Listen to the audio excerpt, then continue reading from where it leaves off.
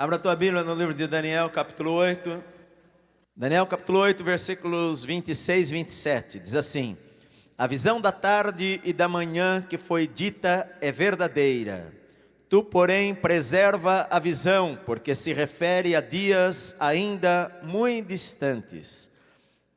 Eu, Daniel, enfraqueci e estive enfermo alguns dias. Então me levantei e tratei dos negócios do rei. Espantava-me com a visão e não havia quem a entendesse. Amém. Pai amado, em nome de Jesus, fala conosco nesta noite através da Tua palavra. Nós abrimos o nosso coração para compreendermos a Tua palavra, para recebermos o ensino do Senhor para a nossa vida. Venha, Senhor, transformar a nossa vida nesta noite, que a Tua unção venha nos ensinar, meu Pai. Nós queremos aprender, nós queremos crescer, nossa alma anseia por revelação da Tua palavra, Senhor. Nós não queremos ler apenas a letra, nós queremos entender qual é a mensagem do Senhor para as nossas vidas ao lermos as Escrituras. Fala conosco, com cada pessoa neste lugar, em nome de Jesus, amém. Daniel capítulo 8, Daniel tem uma visão, e ele localiza aqui a sua visão no tempo, dizendo no versículo 1 que é no terceiro ano do rei Belsazar. No terceiro ano do rei Belsazar, Belsazar reinou junto com o seu pai Nabonido por 17 anos na Babilônia. E no terceiro ano do rei Belsazar, Daniel teve uma visão. Na visão, ele foi transportado. A Bíblia diz no versículo 2, que na visão pareceu que ele estava na cidade de Suzã, que era a capital da Pérsia naquela época. Na verdade, o Império Medo-Persa iria dominar o mundo dali a alguns anos, iria invadir a Babilônia dali a 14 anos. E agora Daniel tem uma visão deste império que estava começando a se formar, que era o Império Medo-Persa.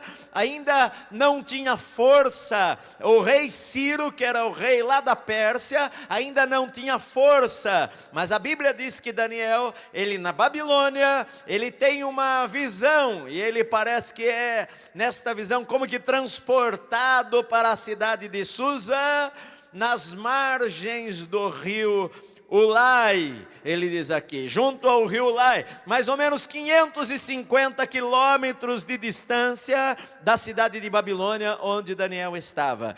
E na visão, ele viu dois animais, e a Bíblia diz no versículo 3, que ele levantou os olhos, e ele viu um carneiro, o qual tinha 2 chifres, e os 2 chifres eram altos, mas um dos chifres era mais alto do que o outro. E ele viu este animal, este carneiro com 2 chifres, e um chifre mais alto do que o outro. Ele viu que este animal dava amarrada, se batia de um lado para o outro, e destruía e matava todos os animais que estavam ao seu redor. A interpretação deste animal está no versículo 20, que um anjo dá interpretação a Daniel, dizendo assim para ele: olha, aquele carneiro com 2 chifres que viste, são os reis da Média e da Pérsia.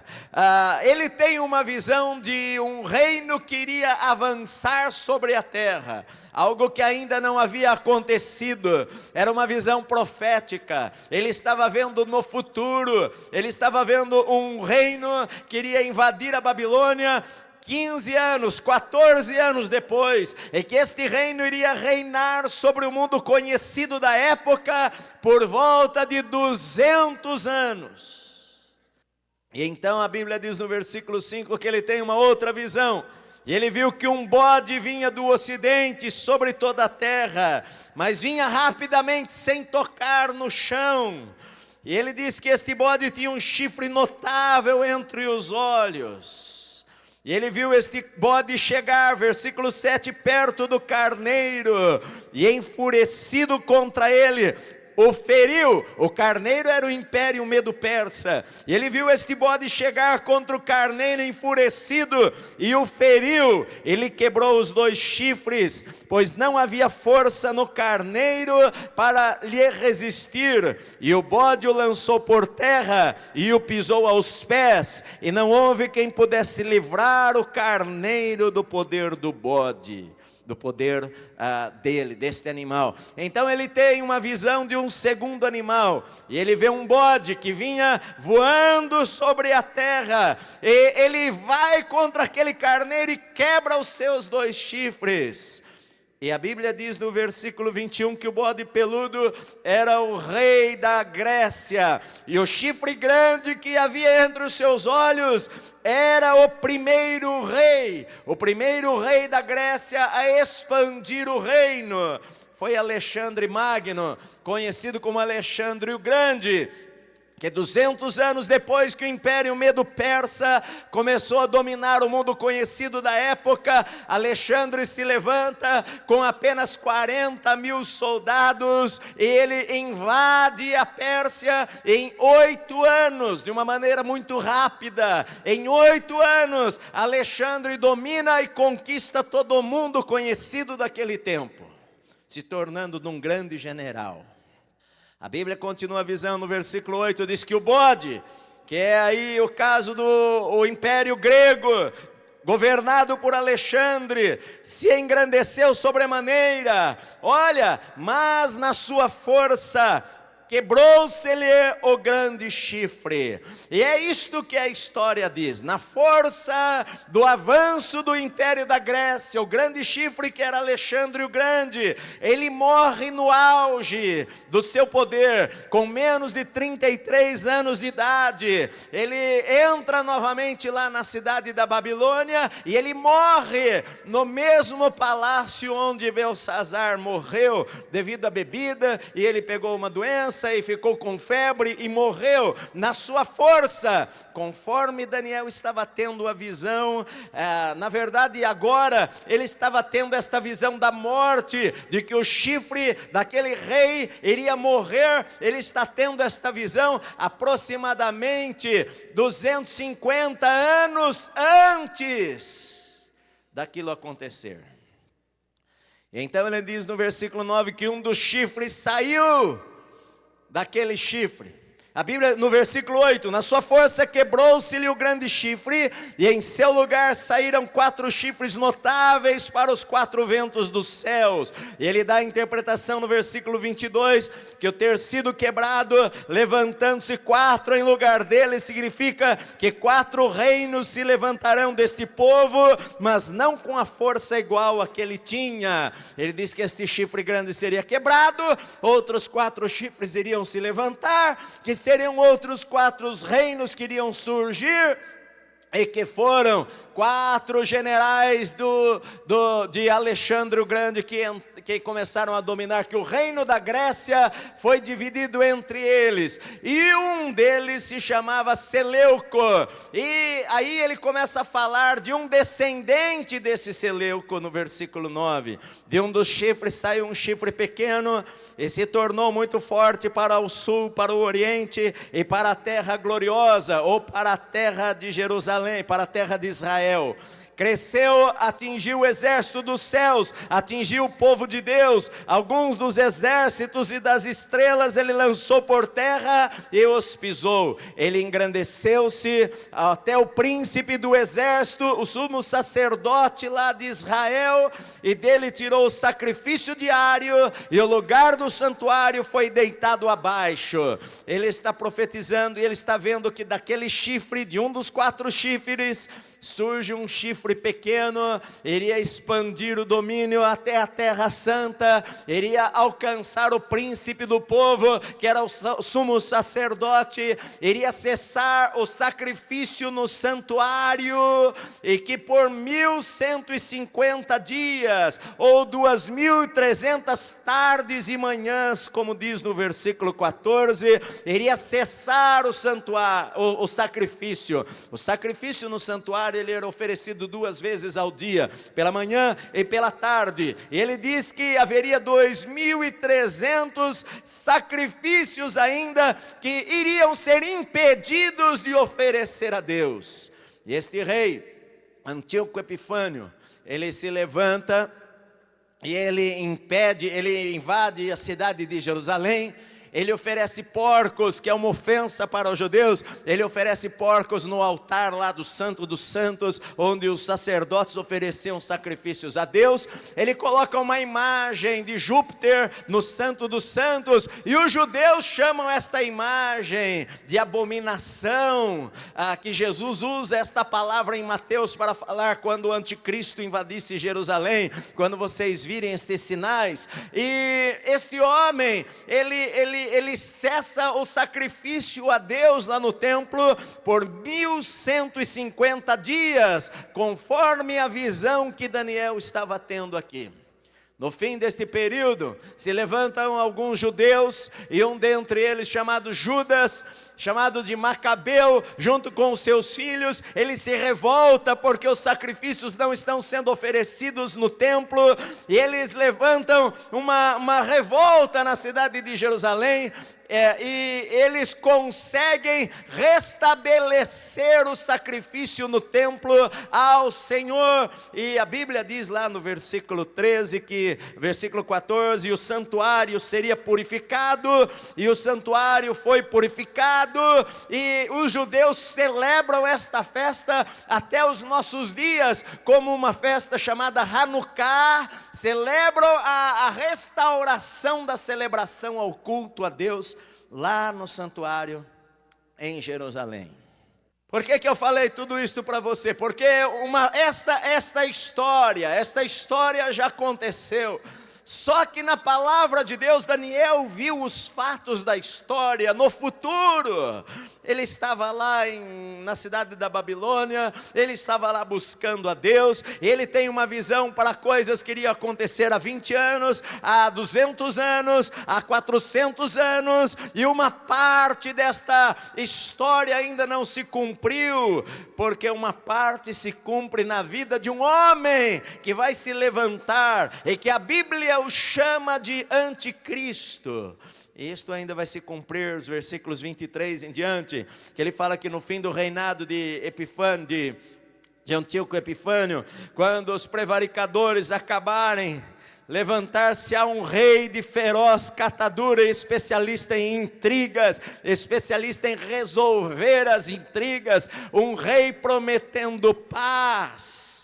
Grande é o seu poder, mas ele não vai ter poder pela sua própria força. Vai haver um império das trevas por trás deste homem. Satanás vai lhe dar sabedoria, Satanás vai lhe dar força, Satanás vai lhe dar um poder de convencer as pessoas. Será um líder mundial, será um líder político, saindo de 10 nações, que devem fazer parte de um grupo de nações que vai ter uma moeda forte, uma economia forte, segundo a profecia de Daniel capítulo 7.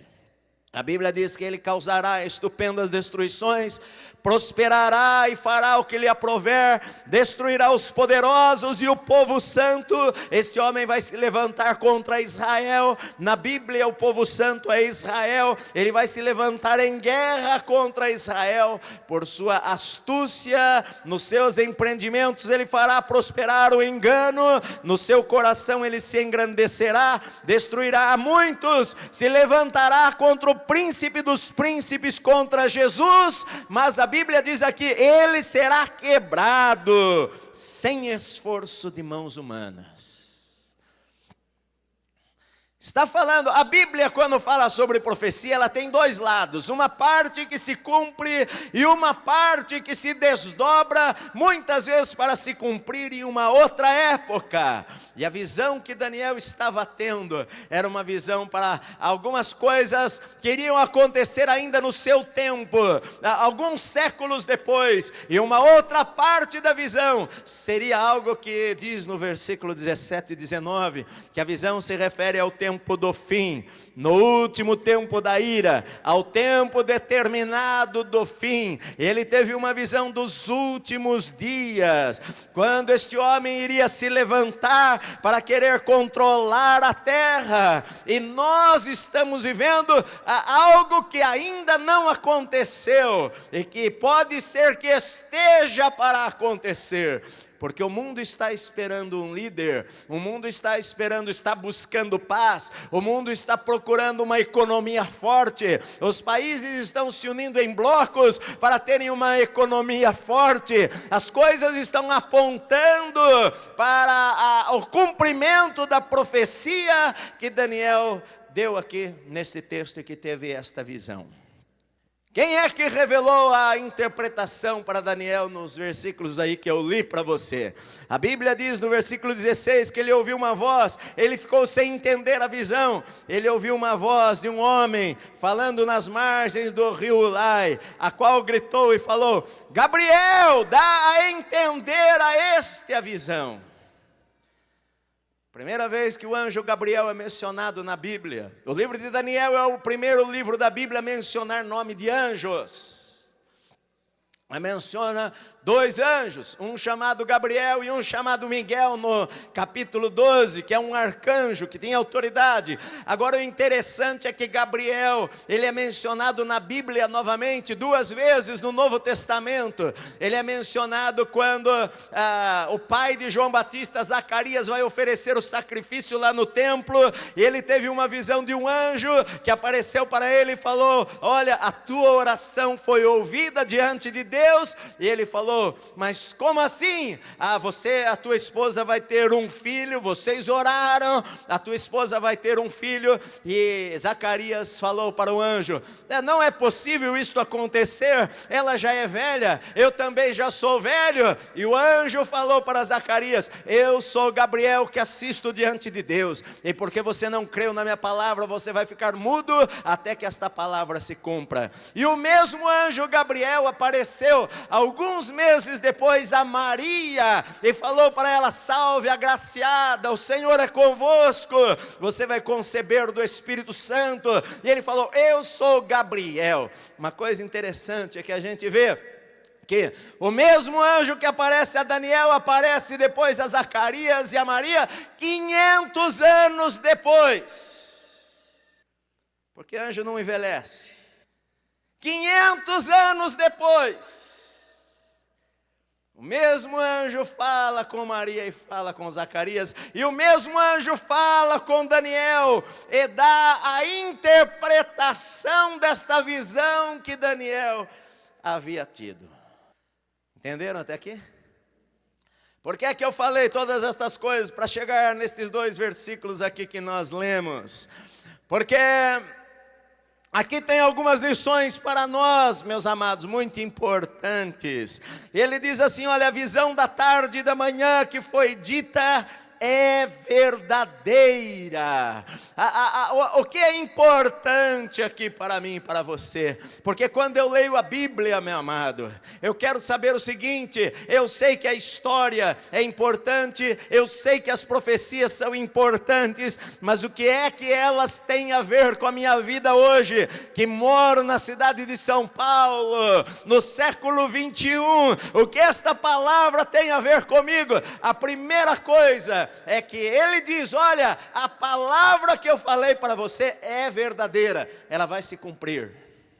Eu posso saber que aquilo que Deus fala, Ele cumpre. Sejam as profecias dele para a minha vida, sejam as profecias dele para a tua vida, sejam as visões que ele coloca no meu coração, sejam as visões que Deus me dá. Se eu perseverar, se eu crer, se eu estiver olhando para elas, elas vão se cumprir em minha vida, porque a palavra de Deus é verdade, meu amado.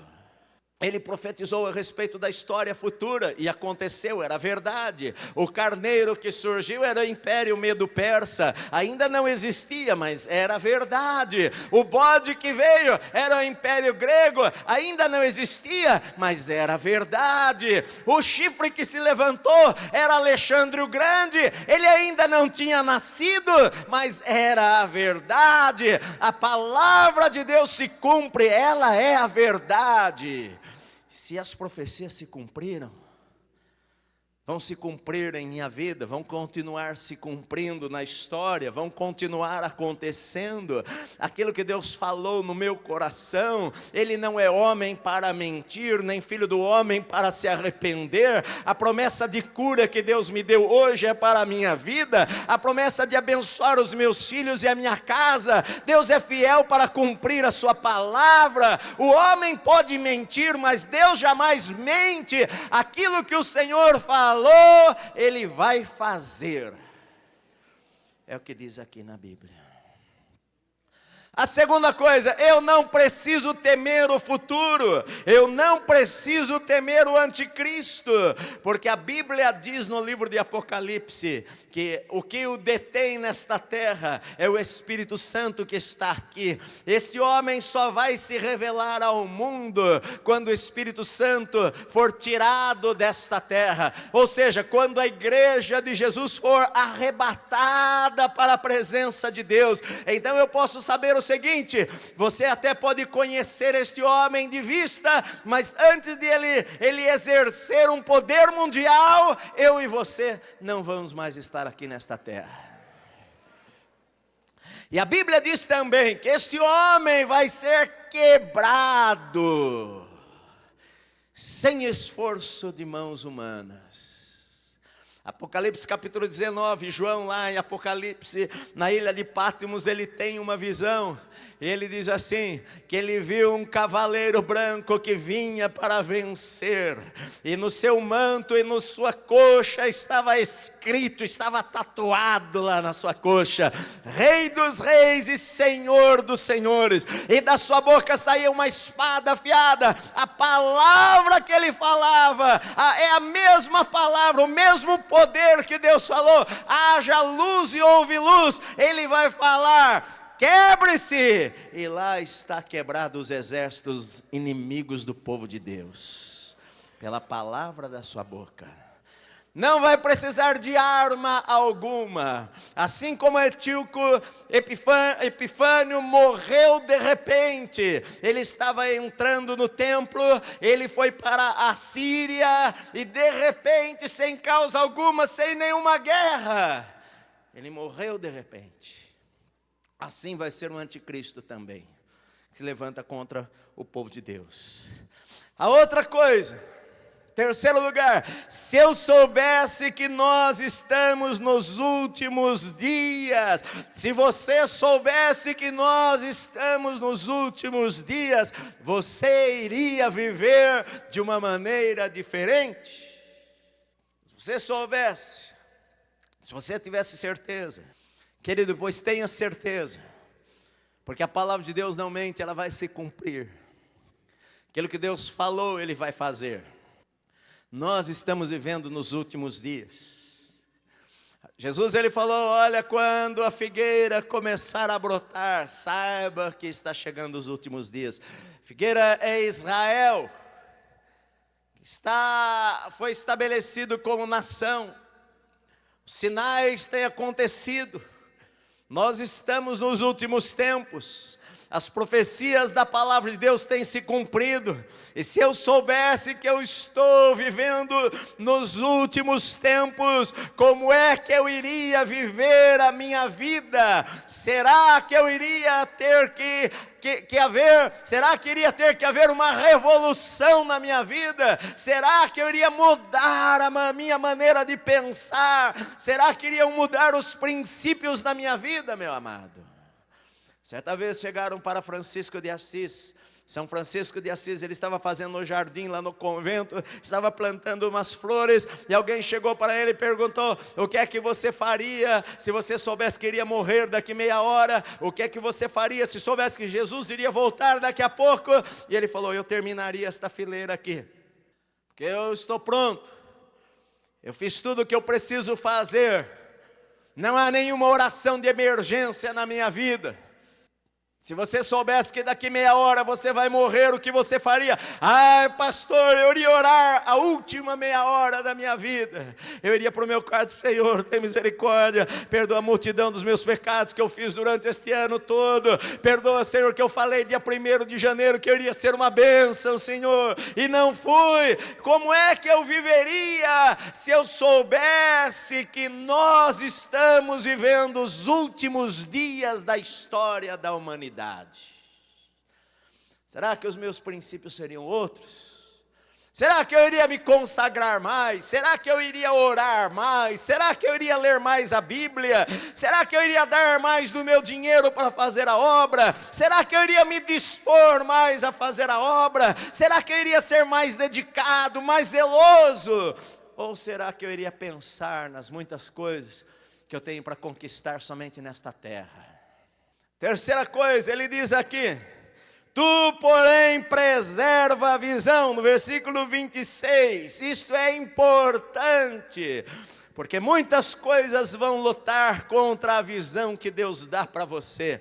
Que ele está dizendo, é assim, olha, Deus deu para você uma visão, guarda esta visão. E é a mesma coisa que o Senhor está falando para nós hoje. Eu coloquei uma visão no teu coração, não perca esta visão, guarda esta visão, ore sobre esta visão, cumpra esta visão, obedeça ao Senhor para realizar esta visão, não perca esta visão, não deixe ninguém roubar da tua vida esta visão, não deixe o diabo roubar da tua vida a visão e o sonho que um dia Deus colocou lá dentro.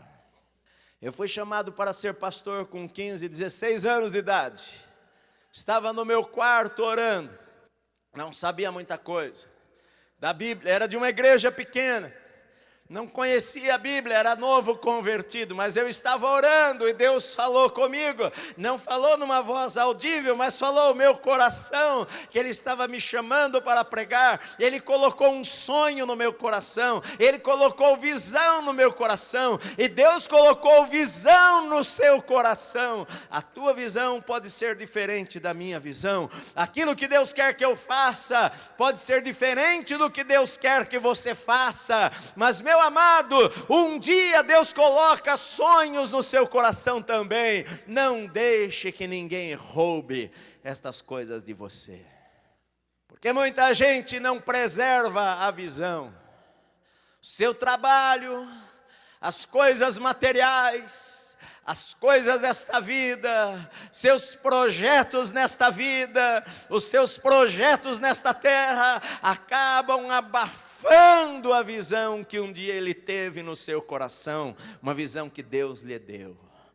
Aquele desejo, muitas pessoas às vezes começam no seu trabalho e pensam, puxa, eu quero o meu trabalho, eu quero ser uma bênção, eu quero ser instrumento de Deus, eu quero fazer a obra de Deus, eu quero levar a minha família para o Senhor, eu quero levar os meus filhos a amarem a Deus. E você começa a orar em casa, e a tua casa é consagrada ao Senhor, mas você começa a ganhar dinheiro, e ganhar mais dinheiro, e ganhar mais dinheiro, e ganhar mais dinheiro, e aquela visão inicial que Deus havia dado para você é substituída por outras coisas, substituída por outros motivos, por outros desejos, por outros sonhos. Muitas coisas querem roubar a nossa visão, materialismo, de consumo da nossa sociedade, as coisas que as propagandas nos chamam para colocar o nosso dinheiro, as coisas que nós sempre queremos mais, nunca estamos satisfeitos, muitas vezes já não temos mais amor pelo reino, não amamos a igreja, não amamos a palavra, não amamos ganhar almas, não amamos fazer a obra, fazer aquilo que Deus nos chamou para fazer um dia. Perdemos a visão. Ele falou: não perca, preserva a visão que Deus deu para você, meu amado. Preserva a visão que Deus tem para você. Seja fiel como o apóstolo Paulo falou: olha, eu combati o bom combate, eu terminei a carreira, eu guardei a fé. O apóstolo Paulo também fala: olha, mantenha a fé e uma boa consciência, porque muitos, tendo rejeitado a boa consciência, vieram a naufragar na fé. Eu tinha tantos sonhos, eu comecei pequeno, eu comecei humilde, eu comecei orando, eu comecei colocando a Deus em primeiro lugar na minha vida. Pastor, eu não tinha muitas coisas, o meu salário era pequenininho, mas eu colocava o Senhor em primeiro lugar, a minha vida era para Deus. Mas eu cresci e perdi a visão. O Senhor diz para você: preserva a visão que Ele colocou no teu coração, quando você não era nada aos olhos dos homens, ou quando você não era, todas as coisas que você tinha não impressionavam a Deus. Deus chamou você porque Ele ama você. Cada um de nós estamos a serviço do Rei acima de qualquer coisa, acima da nossa profissão. Se você tem a tua profissão reconhecida aí fora, isto é muito bom, mas acima disto, você é servo de Cristo. Você está nesta terra para servir a Cristo, para honrar a Cristo, para ser sal e luz deste mundo, para ser bênção onde você anda, meu amado, para dar testemunho do Senhor. Preserva a visão. A Bíblia diz: Daniel falou: eu me fiquei enfraquecido e fiquei doente até mesmo alguns dias. Aquela revelação de Deus abateu, deixou ele fraco, esgotado, fisicamente esgotado, com a visão que ele teve. Então eu me levantei e fui tratar dos negócios do rei. Ora, ele estava esgotado, ele sabia do seu trabalho. Ele não falou: não, estou cansado demais para trabalhar. Ele sabia o que ele precisava fazer, ele foi fazer o que ele precisava fazer. Ele se levantou e foi cuidar dos negócios do rei, que era o seu trabalho naquele lugar. Agora a minha pergunta: o quão disponível eu estou para Deus? O quão disponível eu estou para Deus? Quão disponível eu estou para Deus? Eu estou disposto a fazer o trabalho de um rei que está acima dos reis, dos homens? Eu estou disponível?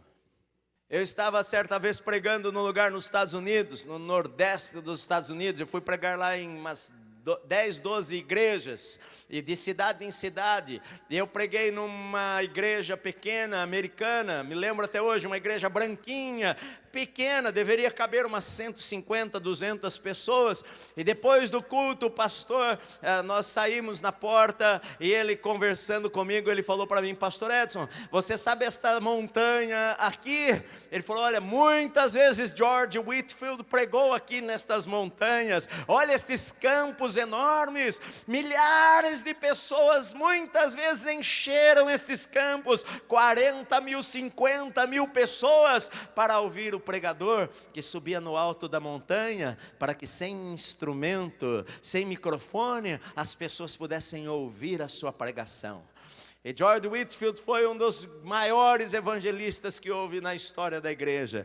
Ele morreu com 55 anos de idade. E ele estava extremamente esgotado fisicamente. Ele pregava 6, 7 vezes todos os dias. Com 55 anos de idade, ele já não tinha mais força física. Uma noite ele se levantou, iria pregar no campo, e alguém falou para ele: olha, você está mais para a cama do que para o púlpito. Você não está conseguindo parar de pé. E ele então deu a mão para aquela pessoa, e ele orou, e ele falou: Senhor, tu sabes que eu estou extremamente cansado na tua obra, não da tua obra. Eu não estou cansado em fazer a tua obra, eu estou esgotado fisicamente do trabalho, mas Senhor, se agradar a Ti, eu queria pregar pelo menos mais uma vez. Eu queria pregar, Senhor, ao ar livre para as pessoas, e pregar a palavra, e poder voltar para casa e dormir, e se o Senhor quiser me levar, o Senhor pode me levar. E aquela noite foi a sua última pregação. Ele voltou para a sua casa. Ele deitou e ele não acordou, ele morreu, partiu para o Senhor durante a noite, porque a sua vida era para Deus. Ele estava disponível em fazer os negócios do rei, em cuidar dos negócios do rei. Será que eu e você não estamos cuidando demasiadamente somente dos nossos negócios, somente dos nossos sonhos, somente dos nossos projetos? Nós queremos, Senhor, abençoa os meus projetos. Deus quer abençoar a tua vida, meu amado, mas esta vida aqui é passageira. As páginas da história vão se virando rapidamente, vão passando, e os nossos projetos, eles vão se realizando, mas nós temos projetos maiores do que apenas os projetos humanos, da casa própria, do carro novo, das coisas materiais. Quais são os projetos verdadeiros? Se eu soubesse, eu vou partir em breve. Quais são os meus projetos? Eu estou engajado no negócio do rei, em fazer o serviço do rei, em servir ao rei, em estar fazendo o que o rei quer que eu faça, com a visão ardendo em meu coração, como Jeremias falou: Senhor, a tua palavra é como um fogo nos meus ossos, que eu não aguento, eu preciso falar. Será que eu estou tratando nos negócios do rei, onde eu vivo, onde eu ando, onde eu trabalho, onde eu estudo? Por último lugar, a história, ela sempre nos influencia. Por quê? Porque quando eu olho para o passado e eu vejo Deus deu visão a Daniel. Quando eu era novo convertido, eu olhava para os homens da Bíblia e pensava: eles são super-homens, eles são diferentes. Mas a Bíblia é o livro real, que mostra a gente real, que mostra a gente com as suas vitórias e os seus fracassos, que mostra homens de Deus poderosos, de repente cometendo algo errado. Se eu olho para a história, eu vejo que Deus pode dar visão para Daniel, Deus pode dar visão para mim hoje também. Se um anjo apareceu a Daniel, e a Pedro, e a João, um anjo pode falar comigo ainda hoje. Deus não mudou. Se Deus revelou para Daniel coisas que ainda estavam para acontecer, Deus pode revelar para mim e para você coisas que ainda estão para acontecer. Ele é o mesmo Deus. História deve nos inspirar a orar, deve nos inspirar a consagrar a nossa vida, porque o que Deus fez no passado, Ele pode fazer no presente e no nosso futuro. O salmista, ele fala: Senhor, olha, nós ouvimos com os nossos ouvidos o que o Senhor fez, os nossos pais nos contaram o que o Senhor fez. Meu amado, o que Deus fez, Ele quer fazer de novo, e Ele quer fazer amanhã, na tua vida. A história nos mostra que Deus está vivo. História nos mostra que o Senhor não envelheceu com o passar dos anos, nem os seus anjos envelheceram com o passar dos anos. História me inspira, porque o Deus que escreveu a história é o meu Deus.